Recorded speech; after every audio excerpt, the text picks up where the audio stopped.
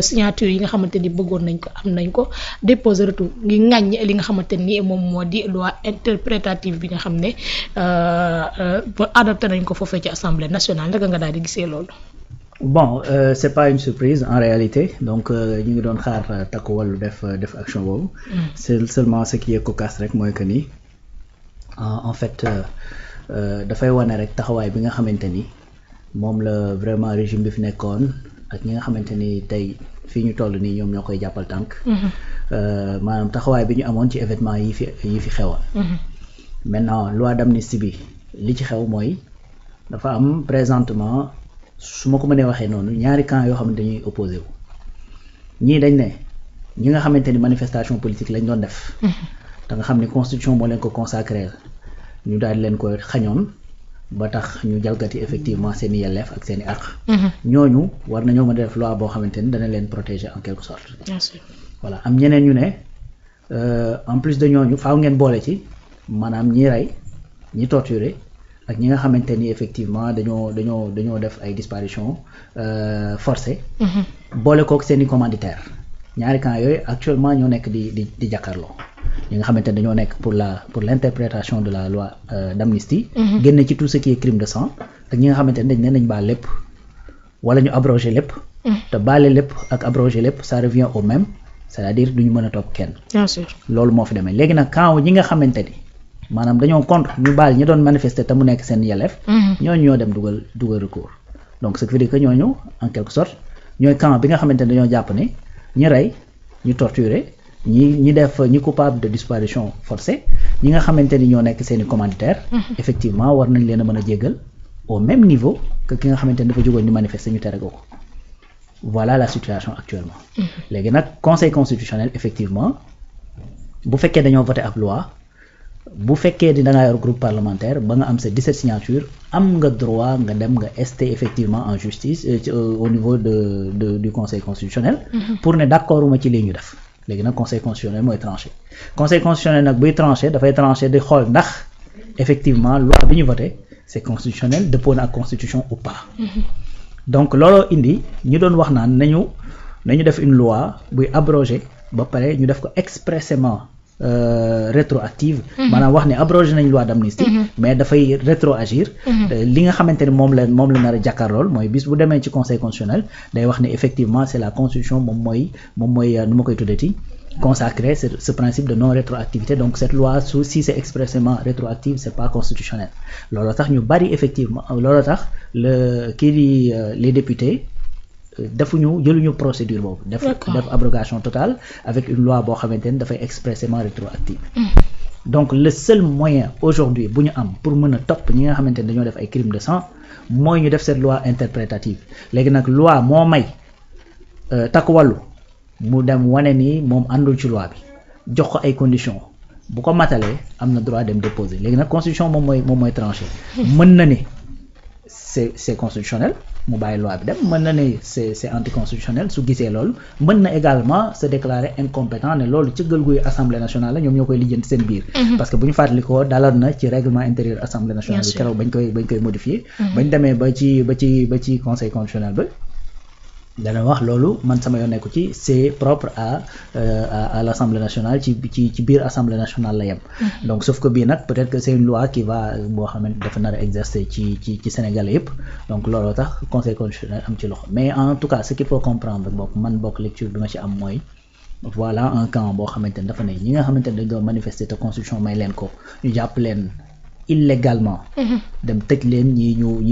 ñu privé leen de liberté pendant très longtemps ñenn ñi sax jëlee ci ay tawat ak yu demee noonu ñooñu war nañ leen mën a jégal parce que effectivement dañ doon exercer un droit bu leen constitution may ba loolu fekk leen ci ñeneen ñi nag ne bu ngeen baalee ñooñu boole leen ci ñi rey ñi loolu léegi nag man li may posé wu question mooy est-ce que mën nañ mettre sur la même balance ki manifeste di taali pëna ak ki nga xamante ni ci biir manifestation boobu daa rey ay doomu aadama laggal ay doomu aadama feebarloo ay doomu aadama ñenn ñi disparaître gisatuñ leen ak seeni commanditaire ndax mën nañoo jël ñooñu teg leen ci même balance ak ñi nga xamante ni dañ doon taal ay pneu man gëw ma ni war nañ leen mën a teg sur la même balance en tout cas les degrés d'implication ne sont pas les mêmes non c'est pas les mêmes en plus xam nga tey da ngay gis benn argumentaire bu ñuy développé ne way su fekkee da nga jugoon di manifester da nga rey nit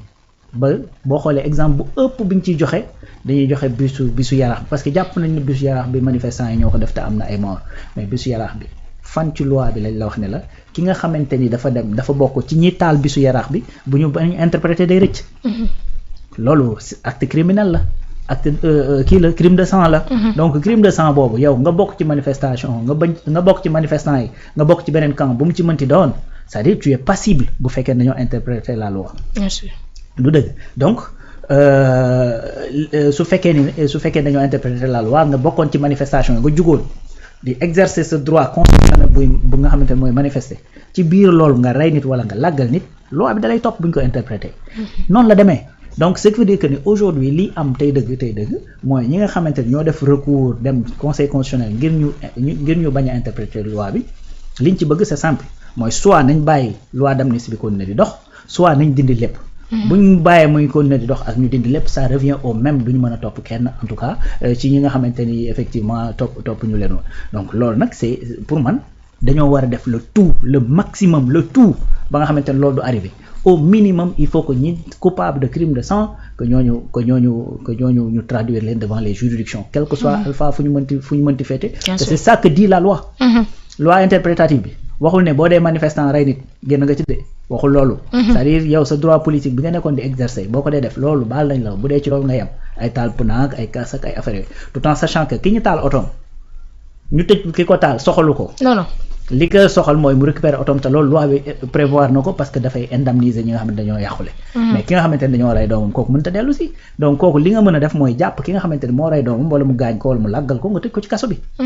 te cette loi interprétative moo ñu koy permettre léegi nag en réalité man je me pose la question ñii di dem fële di def sa recours bi lan la ñuy poursuivre logique na parce que lu tax logique na ñi porté loi bi mooy takku wàllu ñi ci ëpp. waa kër Macky Sall lañu waa Benno Bokk Yaakaar. Benno Bokk Yaakaar ñoo voté loo woon loi bi ñu voté loo woon loi bi ñëpp ñu ci bari ci sénégalais jàpp nañu seen bopp lañ doon protéger parce que li firndeel loolu. mooy tey quand tu vois bu ñu nee loi bi dañ koy interpréter baal manifestants yi ngeen ne seen bopp ngeen di baal. léegi où sont les meurtriers et les assassins kon dans ce cas su fekkee manifestants yi ñële la te jàpp nañ ne du manifestants yi peut-être ñoo doon rey au contraire dañuy jël sax di ko jéem a buux effectivement les forces de l'ordre. N'est-ce pas donc ça a toujours été clair que ni effectivement quelque part il y a des gens yu nga xamante ne bëgg nañ leen protéger te parmi ñi nga xamante ne bëgg nañ leen protéger c'est pas les manifestants parce que manifestants yooyu ñoom ñoo leen jàppoon tëj ci kaso yi. du dëgg donc ñi nga xamante ne ñoo porté cette loi ils sont toujours dans la logique de protéger ñi nga xamante ne dañ doon def ay crimes de sang. mais je pense pas que ça va prospérer parce que dans tous les cas conseil constitutionnel moom loi la fi nekkal. on verra effectivement qu'est-ce qu'il dira parce que ci argumentaire bi ñuy sukkandiku mooy dañu loi interprétative bi interprété wul dafa créer une nouvelle loi. voilà parce que ñoom fa lañ teg seen tànk. voilà mais ça mais loolu mënut prospérer. parce que li tax mënut prospérer mooy c'est-à-dire loi bi indiwul cas bu bees. tijjiwul ay yokkul ay wàññiwul ay cas. c'est-à-dire champ bi nga xamante ne moom la li ñu waxoon ci biir loi d'amnistie bi. yokku ci wàññiwu ci li mu ci wax mooy loi d'amnistie bi lii la concerné xam nga tey su fekkoon da ngaa ñëw nga yokk période bi. xam nañ ne du 1er février 2021 au 25 février 2024 su ma juumee la donc période boobu la couvrir. Donc période boobu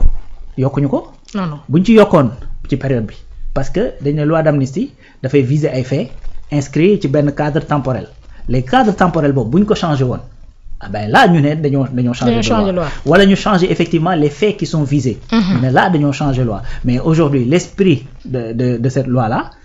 Effectivement n'a pas été changé c'est dans le but effectivement de protéger ñi nga xamante ni c'était des manifestants. foofu la war a yem.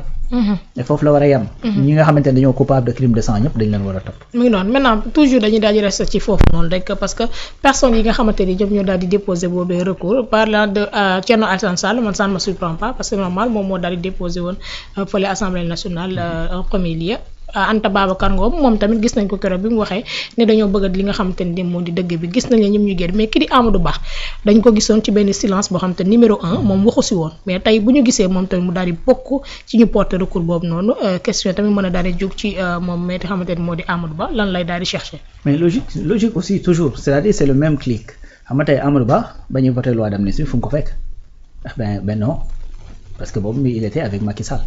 bi nga xamante ni ñu ngi voté cette loi d'amnistie et c'est son ministre moom de la justice moom moo porté loi boobu. bi Aïssata Tall Sall di dem effectivement à l'Assemblée nationale Amadou Ba moo nekkoon son patron. donc il n'est pas étranger à ça. c'est-à-dire bu defoon le contraire moom moo ñu doon jaaxal à la limite Thierno Alassane pareil xam la donc peut-être surprise bi ñu am sax. moo nekkoon peut-être Anta Babacar man laa mënta comprendre le fait que peut-être mu nekk ci biir groupe boobu di voter di demander à ce que effectivement ñu dindi cette loi d'amnistie xam nga te li gën a graaw mooy que ni ñëpp ñuy wax boo xoolee war bu wóoree dañ naan la Ousmane na dem wuy ji dañoo war a kii pour Ousmane dem wuy ji donc ce qui veut dire que gis nga tey Ousmane bu ñu defoon loi bi bind ci expressément bu ñu dindee lii lépp xale yëpp baal nañ leen mais Ousmane dina dem dañuy bàyyi loi bi jàll d'accord dañuy bàyyi loi bi jàll tu vois donc tey jii programme de Thierno il a été des manifestations de 2011 14 morts la mosoo dégg Thierno wala boog gars yi nii ñeneen ñi nga xamante ni ñu réclamer des enquêtes pour les morts de 2011 mosoo koo dégg gars yi réclamer des enquêtes te pourtant en 2011 également Thierno ci ñi doon sànni xeer la bokk d'ailleurs dafa waxoon sax am na fu réew di toll sànni xeer da ciy tuuti n'est-ce pas donc yow tey kooku noonu moo wëlbatiku nekkoon héros démb héros sànnikatu xeer yaa ngi dégg aujourd'hui mu def ay bourreau ay xale yu doon sànni xeer c'est-à-dire gis nga même légitime défense niñ ko tënkee ci loi mooy que ni gis nga boo waree def légitime défense li ngay defee légitime défense dafa war a proportionnel attaque bi est-ce que